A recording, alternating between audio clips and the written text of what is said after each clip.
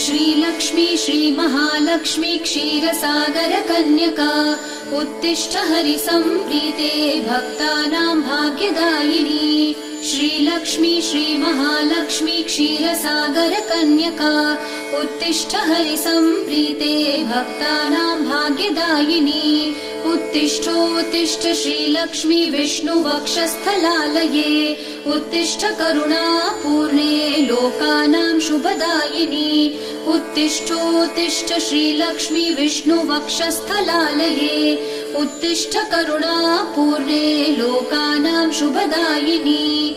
श्रीपद्ममध्यवसिते वरपद्मनेत्रे श्रीपद्महस्तचिरपूजित पद्मपादे श्रीपद्मजात जननी शुभपद्मवक्त्रे श्रीलक्ष्मी भक्तवरदे तव सुप्रभातम्।